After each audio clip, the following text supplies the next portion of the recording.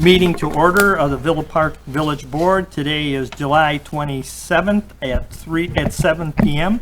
Clerk Konecki, you want to call the roll, please? Yes. Trustee Salella? Here. Trustee Kazone? Here. Trustee Murphy? Here. Trustee Patrick? Here. Trustee Tucker? Here. Trustee Wagner? Here. President Bolfus? Here. Let's all stand for the pledge, and then we'll have a short prayer after that.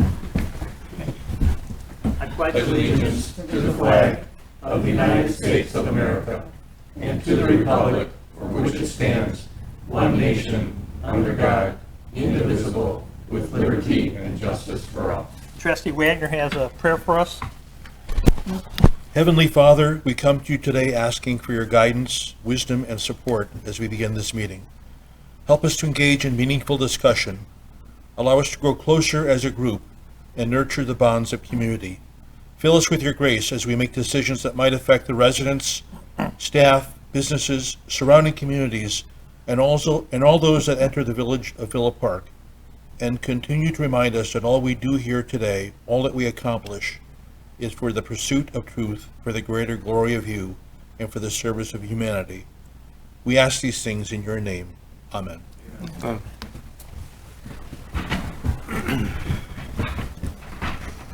Okay, the next item on the agenda is public comments from agenda items. Do we have any, Clerk Konecki? I have nobody signed up. Thank you. Okay, we'll move down to amendments to the agenda. Do any of the board members have any amendments? Okay, seeing none, we'll move to the consent agenda, which is the minutes from the board meeting held on July 13, 2020, and the bill listing for the weeks of July 13th and July 20, 2020, in the total amount of $792,073.54. Do we have a motion for the consent agenda? Trustee Wagner? President Bolfus, I'd You like have to a make second? that motion. Trustee Murphy? I'll second it. Any questions? I have one. Yes, Trustee Tucker. My question is I sent you the request on why the utility for Twin Lakes was listed on the swimming pool fund. It was still listed there on the minutes. Has it been changed or not to the Manager park Keener? fund? Thank you, Your Honor. Yes, I did receive communication from Trustee Tucker relevant to that, and I will double check on that first thing tomorrow morning, or Public Works Director Guerrero will. Thank you, Your Honor. Anyone else? Roll call vote, please. Trustee Kazone? Yes. Trustee Patrick? Yes. Trustee Tucker? Yes. Trustee Salella? Yes. Trustee Wagner? Yes. Trustee Murphy? Yes. President Bolfus? Yes, that passes. We'll move down to item 6A. Is the first reading of an ordinance of the Village of Villa Park, DuPage County, Illinois, amending the Villa Park Municipal Code related to a Class EE liquor license. Manager Keener. Thank you, Your Honor. In December of 2019, the Village Board approved a variance and special use request from the owner of 187 East North Avenue, George Bennis, from Midland Plumbing, to erect a salt dome as an accessory structure, thereby allowing the business to relocate to a more advantageous location. Part of that relocation involves rehabbing the dilapidated building and leasing attached retail space to Baca LLC to operate a new business called Saprinas. Baca LLC has requested a Class EE restaurant restricted liquor license. Saprinas is a cafe serving food, beer, wine, and gaming. This ordinance allows Saprinas to sell retail beer and wine to patrons at tables on the premises, increases the number of Class EE licenses from 8 to 9, and the total of liquor licenses from 67 to 68. Thank you, Your Honor. This being an ordinance change, we really don't need any a motion, so just for discussion purposes. Any discussion? Trustee Tucker. Yeah, my discussion is, although I don't really like the idea of another gaming facility in our area, I do understand the need for them to have it. My simple question is on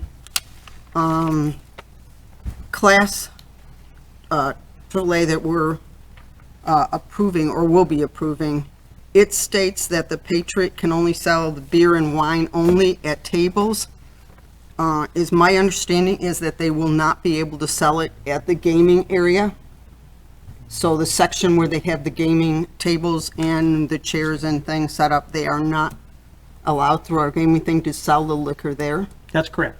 That is correct. So the only I place think they can that's by sell the it to gaming- is That's by the in the gaming t- rules, so. by the gaming rules. So Yes. they cannot sell it in that area. Right, But can the Patriots carry it to that area? yes, Okay, so they can personally carry it to that area, but the establishment cannot sell it in that area. that's correct. So they can't keep coming back and refilling it. They do have to sit at the tables to be able, so they have to actually sit at the table to order it. And then if it's gone, they would have to go back to the table to reorder it. Right. Is that correct? Through our, so they would have to be, Anything else? no, that was all my only. Any other understanding on that. questions? Seeing none, roll call, oh, no roll call. So, seeing that there's no other questions, we'll move this on, or no objection, we'll move this on for a second reading at our next board meeting. All right, we'll move on to item 7A, which is an ordinance of the Village of Villa Park, DuPage County, Illinois, establishing temporary executive powers pursuant to Chapter 8, Article 3, Section 8-301 to 308 of the Village of Villa Park Municipal Code 65 ILCS 5/11-1-6 and the Illinois Municipal Code and 20 ILCS 3305-11 and the Illinois Emergency Management Act. And again, this is an ordinance extending the temporary executive power contained in ordinance number 4157, approved by the village board on July 13th, until such time that the village board can reconvene in an open meeting. We have a motion for the ordinance. Trustee Kazone. Mr. President, I'll make that motion. I'll second. Trustee Ciala, a second. Any questions or comments? Seeing none, roll call, please. Trustee Patrick, Yes. Trustee Tucker, Yes. Trustee Murphy. Yes. Trustee Wagner, Yes. Trustee Casone, Yes. Trustee Salella. Yes. President Bolfus. Yes. Okay, we'll move on to item 8A, is a resolution of the Village of Villa Park, DuPage County, Illinois, approving an intergovernmental agreement for participation in the DuPage County Local Government COVID-19 Reimbursement Program. Andrew Keener. Thank you, Your Honor. DuPage County received approximately $161 million from the United States government pursuant to the Coronavirus Aid, Relief, and Economic Security Act, also known as the CARES Act. The CARES Act provides for payments to local governments navigating the impact of the COVID-19 outbreak via the Coronavirus Relief Fund. The DuPage County Local Government COVID-19 Reimbursement Program was established to reimburse municipalities for necessary expenditures incurred due to the public health emergency between March 1st, 2020 and December 30th, 2020. In order to collect payment for these expenditures, the county board requires each municipality to approve an intergovernmental agreement. Once approved by the village board, reimbursement can be sought for eligible costs. Thank you, Your Honor. Do you have a motion for the resolution? Trustee Ciala? I'll make the motion. Do you have a second? Trustee Wagner? I'd like to second that motion. Let me give you guys a little bit of background in this. Manager, you can correct me if I get any parts wrong. The county received $161 million, and of that $161 million, I believe it was $43 million that they earmarked for local municipalities. And that Villa Park's share is about 1.1 million and some hundreds after that. And that's based on $51.84 per capita. And that's how, that was the amount that the mayors and managers organization was requesting from the county after some discussion. Part of the reason for this agreement is because we're all pretty sure that somewhere along the line, maybe a year down the road, maybe 2 years down the road, the federal government's going to come and audit the county how these monies were spent. And the reason this agreement reads is that if the money isn't spent properly that we get, we'll reimburse the county for that money.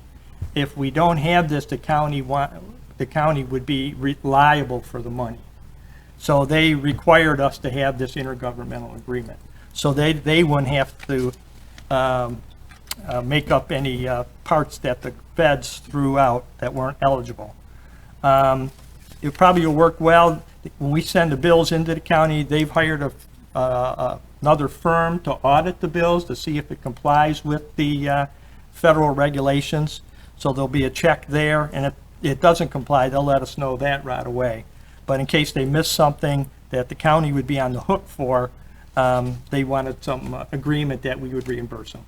All the municipalities in DuPage County agreed to this and have to do this to get any money from the county. So that's just a little summary for you. Any questions? Trustee Tucker? Yes, I'd like a correction on the resolution from the Village of Villa Park, DuPage, Illinois, approving that intergovernment agreement between us. On the bottom half, section where it says now there will be it reserved by the manager, I would, mayor, I would like that to be changed to manager and the board of trustees. What are you of reading the off village. of? I am reading the copy of our resolution, a resolution of the Village of Villa Park, DuPage County, Illinois, approving an intergovernment agreement between our village and the county of DuPage. It has to be signed by me. I understand that, but in the writing of it, I would like the statement where it says mayor to change to manager. We can't do that. The county's requirement is that the mayor signs the agreement. Okay? Manager Keener. Thank you. And there's one actual additional step, Your Honor, and Board, that Village President Boltheis also has to review the reimbursement request prior to it proceeding to DuPage County. And so if I'm not mistaken, I think the resolution is actually provided by DuPage County as well, so that the village president does sign off and verifies it before everything is submitted. Thank you, Your Honor. That's correct. So, and that statement has to stay, Yes, even though it doesn't apply to our village. it does apply to our village. Well, we don't have a mayor Well, in our oh, village. you're We have a arguing about the manager. word mayor? Yes. Oh, okay. No, I'm not- it says village president. It does say president? Right at the bottom. Okay. I would like the word of the mayor changed because we don't have a mayor in the village. Is that, I mean, I'm fine if it's president on the board of trustee or manager of it, but we don't have a mayor in this village. I see village president. Where do you see mayor? That's No. all. In the resolution that I have in front of me says, now therefore We can change to be resolved. Not- I mean, not the on signature on the bottom is for the village president to sign it, but it says now herefore be it resolved by the manager and board of trustees of the Village of Villa Park, DuPage County, Illinois, as the following. It's what we wrote up. We can change that. Yeah, I know.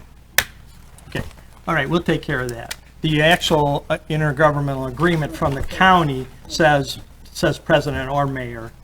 You're questioning the ordinance that we wrote up says mayor. We'll correct that. Okay, that's the only correction I want is by the president or, Yes, and the board of trustee, rather, that word is what bothers me. right. So, We'll make that correction. okay. Okay, any other questions? Seeing none, roll call, please. Yes, trustee Murphy? Yes. Trustee Kazone? Yes. Trustee Patrick? Yes. Trustee Wagner? Yes. Trustee Silella? Yes. Trustee Tucker? Yes. President Boltis? Yes, that passes, and we'll move on to number 8B.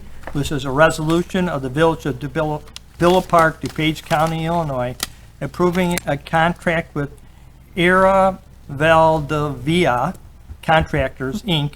of Chicago, Illinois, for the Home Ave elevated water storage tank repainting project, including amenda 1A and 1A, A1, A2, A3, in the amount not to exceed $782,520. Manager Keenan. Thank you, Your Honor. The Home Avenue Elevated Water Storage Tank Repainting Project was proposed as a capital improvement within the 2020 budget. The scope of work includes painting one 500,000-gallon elevated tank, including blast cleaning and applying a protective seal on the interior and exterior of the tank, replacing 3 anchor bolts and removing steel debris inside the tank.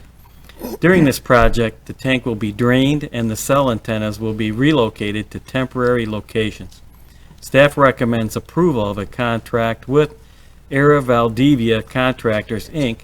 for the Home Avenue Elevated Water Storage Tank Repainting Project in an amount not to exceed $782,520.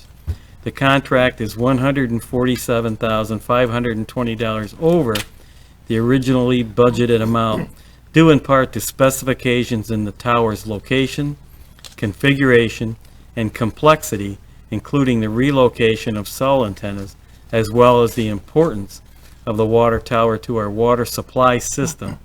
Funding for this project would be taken from Water Supply Fund account number 825020241. Thank you, Your Honor. Do you have a motion for the resolution? Trustee Wagner, I'd like to make that motion. do we have a second? Trustee Sela? Any questions or comments? Trustee Murphy?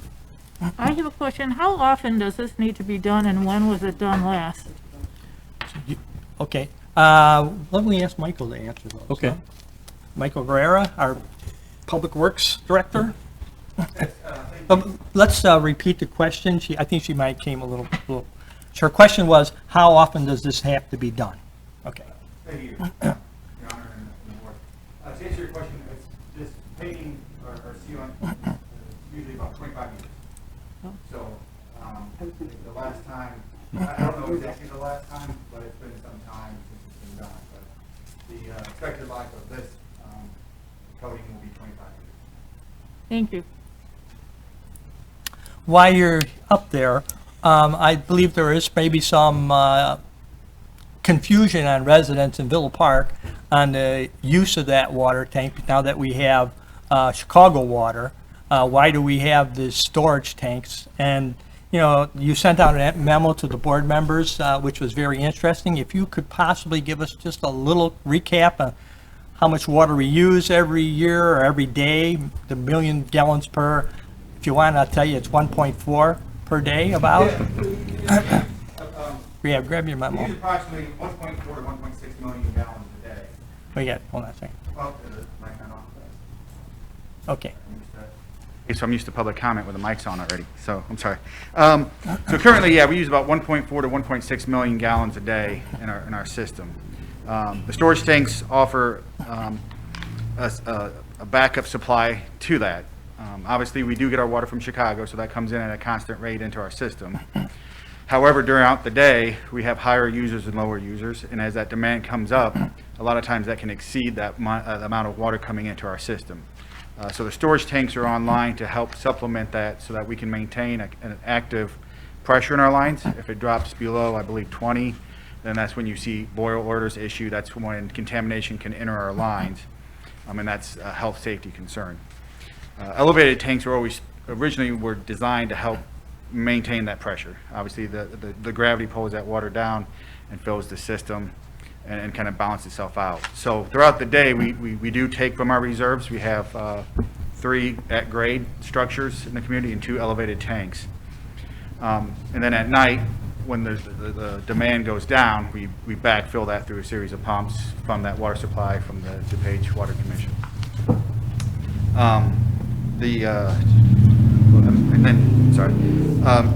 And then also, we're also required to have to have 2 days of storage in our community.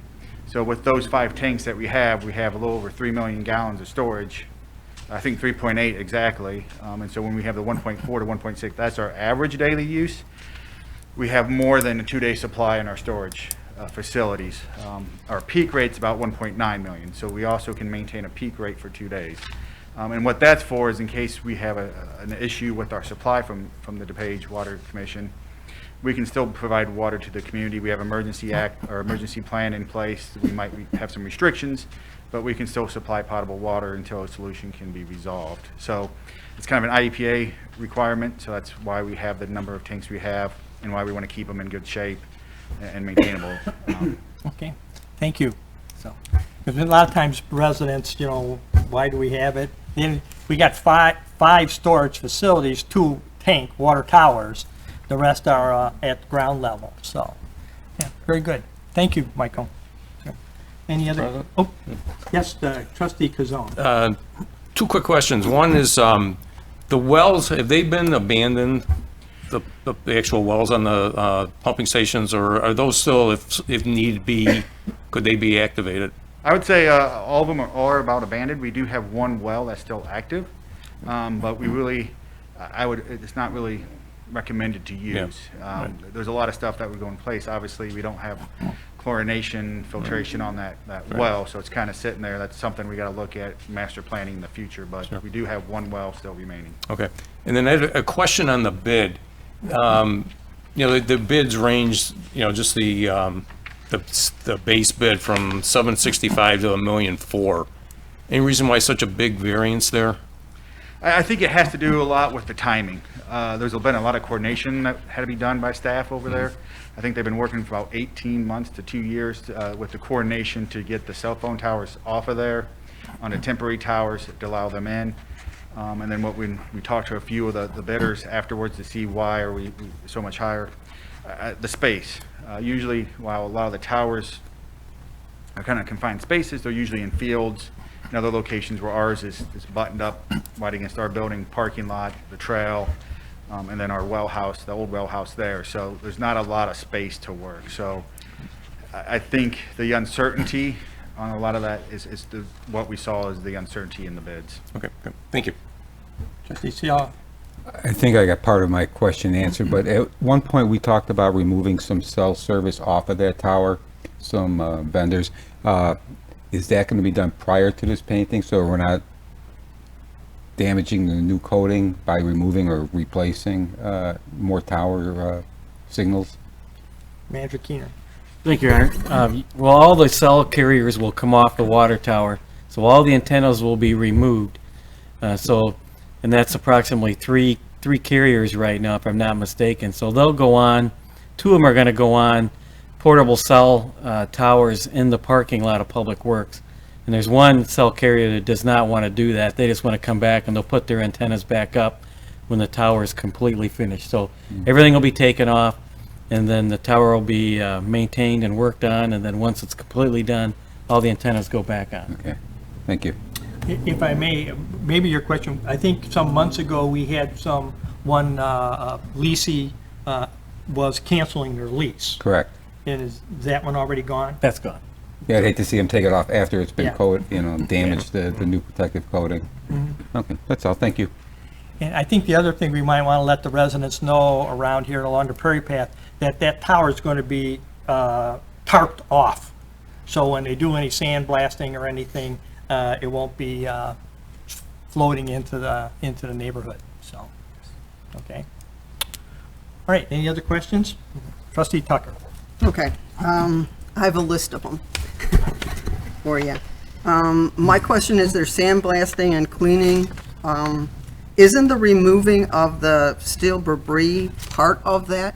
I mean, they're saying they have to remove steel debris inside that tank. Isn't the sandblasting going to take care of that? What steel debris are we?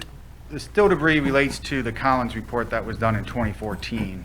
When we had divers go inside the tank, they found some loose debris and sediment inside the tank, and that's the debris that's extra. The sandblasting is included in the actual bid item to recoat the tower, but that extra debris that we found in the bottom of the tank when the divers went in the tank is the alternate that we're asking to remove. So we're speaking of the tank underneath the tower, not the tower tank. No, we're talking upside in the big In the wall. big tank, there's Yeah. debris inside that? Yeah. Now, when you drain that tower, won't it come out? Most likely, no. It's all sediment on the bottom. So it's sediment on the bottom of that. So if you drain it, it's not gonna come out. They have to actually Go- scrape it out, for other words, is what you're saying? Correct. Okay, so the sandblasting's not gonna do that. Will the fence be removed? They will work, I believe, over the fence. So they're gonna work over the fence? Yeah, Okay, so the tarp will go over.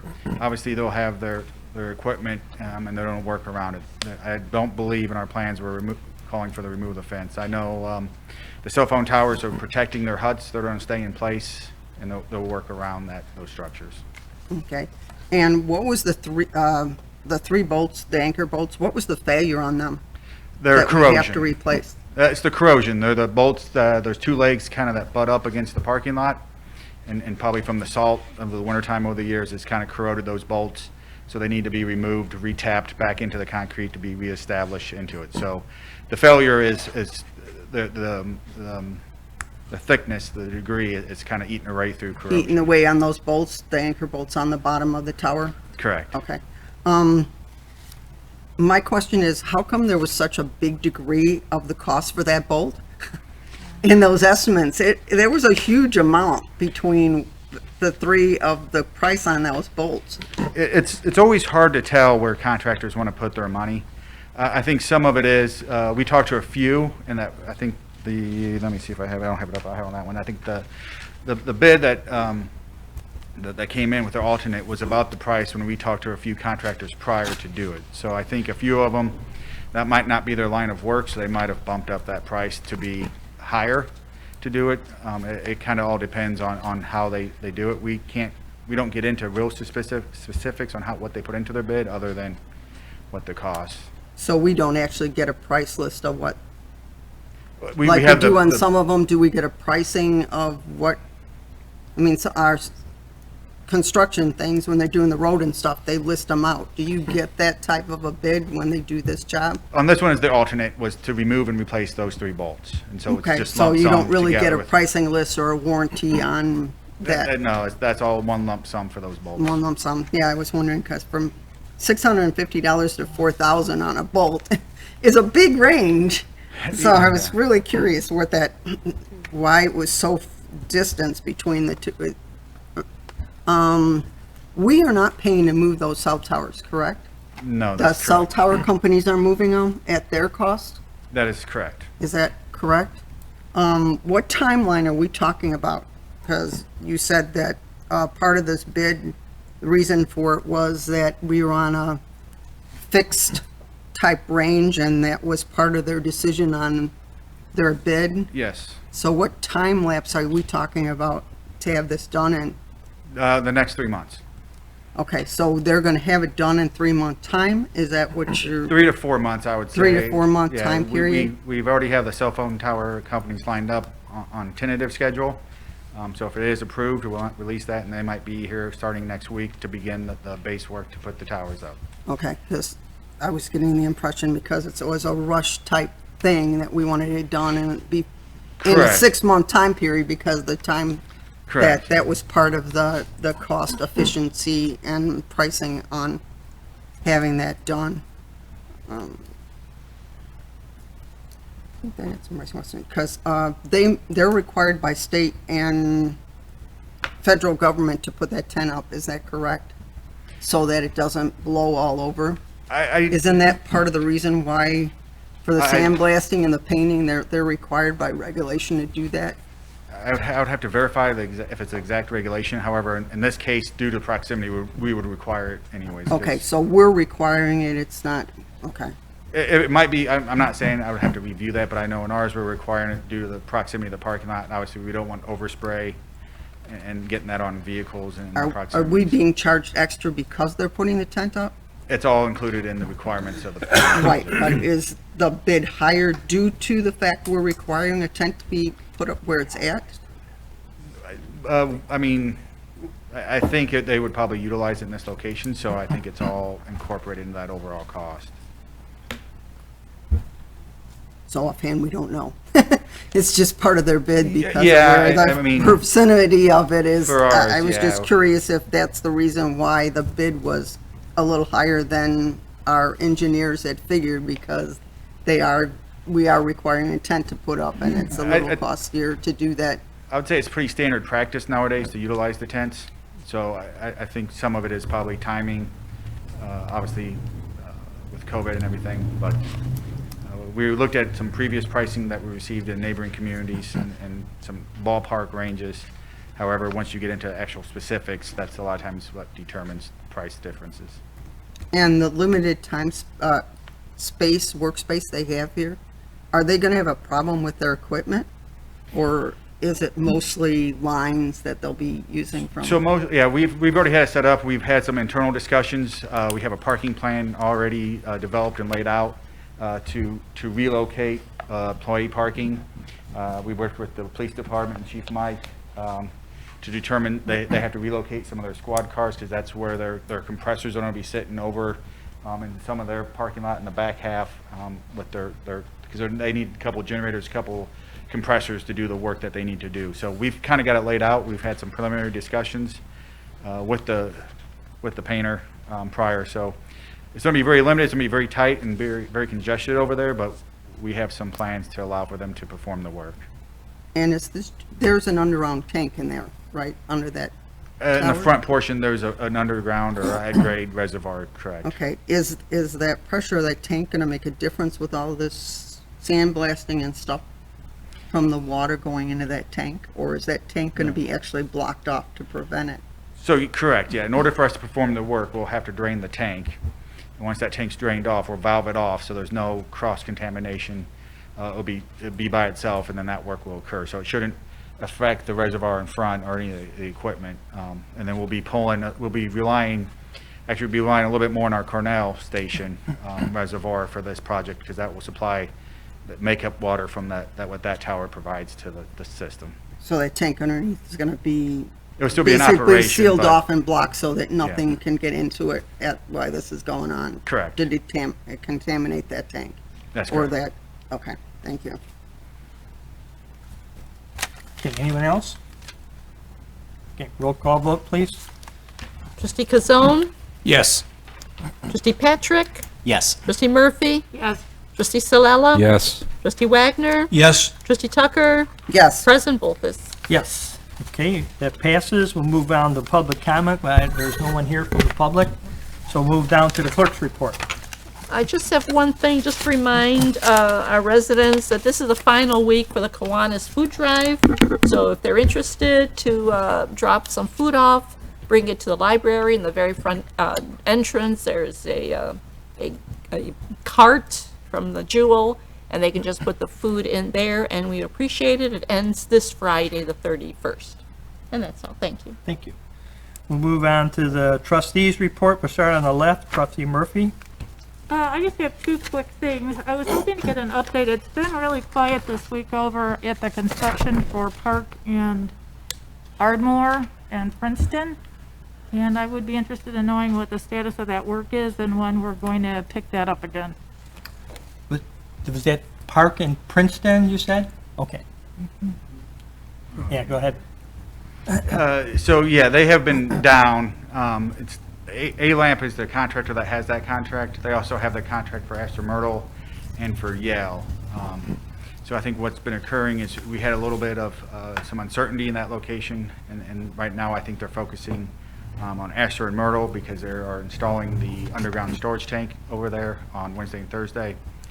And I think we believe it's the same crew, so they're kind of had to utilize the crew on the other projects, and that's why you've seen a delay in some work. I believe they were out there today doing a manhole, but it might be quiet, I would say, for the next week as they kind of do the important functions on Astor Myrtle, because Wednesday, Thursday, you'll see a crane at that location, and that precast underground vault will be installed.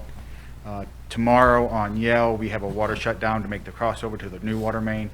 So right now, A-Lamp's crews are kind of focusing on those two projects, and unfortunately, the Streets 2020 improvement, which includes the location on Park, has kind of taken the third seat to those projects for the last week. Thank you. And just one other thing for resident information. There's been some news clips talking about fraud for the Illinois Department of Employment Security. As well as seeing that information in the news clips, I've also seen it on some of our village reports. So it does appear, and Chief Lake can confirm this if that's accurate, that some of our residents have been impacted. So I just want to make the comment that if you have not filed an unemployment claim, but you receive a debit card or unemployment insurance finding letter in the mail, you should immediately call the Department of Employment Security. Do not activate the debit card that was mailed for you if you did not apply for unemployment. And we are also suggesting, or they are also suggesting, that you have your credit report checked for possible suspicious activity. And that's all I have. Thank you. Thank you. Trustee Tucker.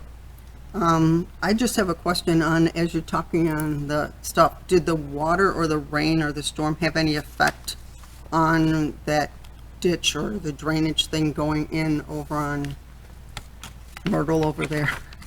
In terms of Myrtle and delay F. for the construction, Yes. I mean, obviously rain will slow it down a little bit. However, they do have the foundation poured and protected, so any water that collected in there, they'll obviously pump that out so that they can set the storm trap vault. So it shouldn't hold them up unless it's actually raining on that day. Obviously, if there's a thunderstorm with lightning, they will not put up a crane at that time. Well, I was kind of curious because it said it had to set a certain amount of days to be, and then we had the rainstorm come in right so about the time they rain were wouldn't hurt doing the it. concrete. It would actually probably help cure it. It needs some hydration to do it. It just has to sit for so many days to get the strength in the concrete to be able to handle that weight of the new structures. If we put it on too early, we'll crack the concrete, and we don't want that. So the rainwater had no effect on it then? Okay. No. Manager Keener wants to add something. Thank you, Your Honor. And if I'm not mistaken, and Public Works Director Guerrero can correct me, but I think Wednesday or Thursday, they may use a crane and place that vault in place. So I think, if I'm not mistaken, I think staff is going to be there to take photos. It should be very interesting. Because now, the vault holds approximately 200,000 gallons of storm water, is that correct? That is correct. It's kind of exciting, Your Honor. I might swing by there. Thank you, Your Honor. Okay.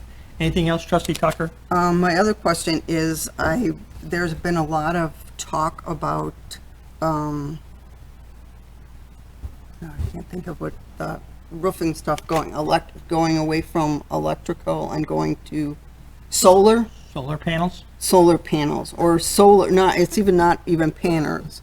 There's been a lot of advertising out that village residents could sign up to the program and get money for having solar.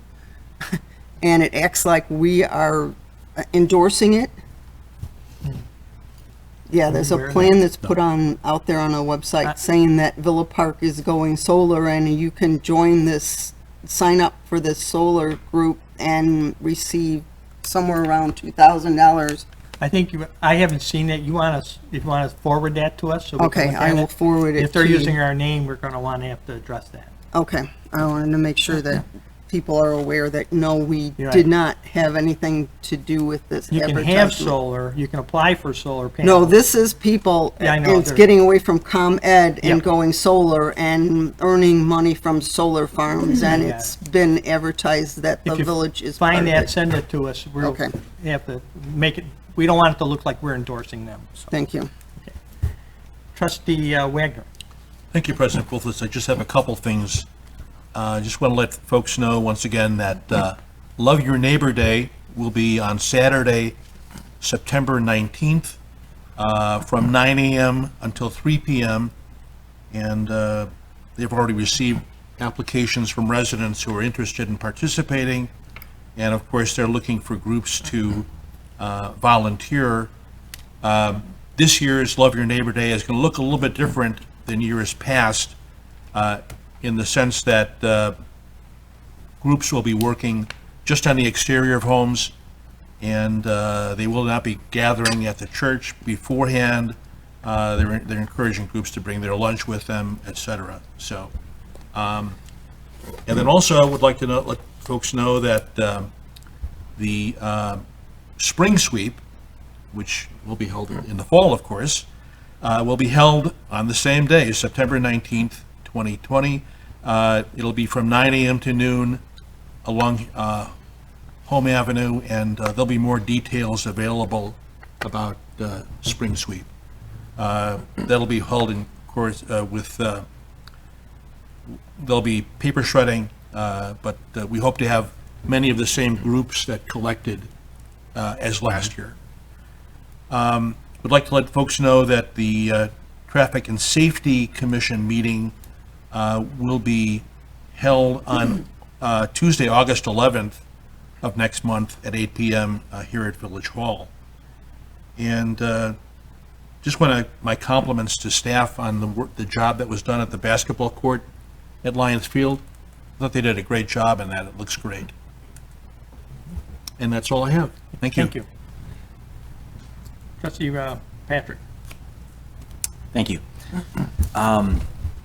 Today was the first day of summer school for District 48. I was able to meet with Superintendent Dr. Jake Chung and his staff this morning, and I think they are doing a phenomenal job of implementing a lot of different safety measures to ensure the safety and well-being of our kids and teachers while preparing for the next school year.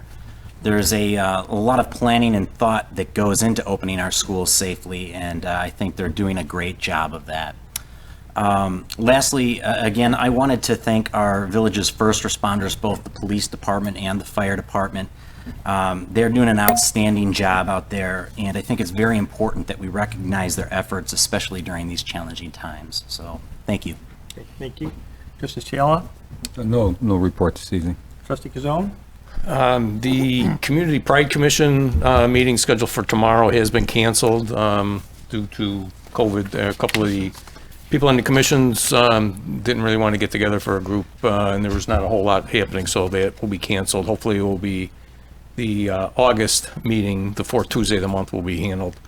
And I'd like to second what Trustee Patrick said about our first responders, especially our police. I noticed there was some information about some graffiti that was painted on some of the public buildings here, and really detrimental to our police department. And I think these guys, particularly Villa Park, I mean, all of our first responders, but all of our Villa Park police are really doing a heck of a job. They're maintaining a lot of discipline under really extraordinary times, and I'd just like to give them our best and stay safe. That's it. Thank you.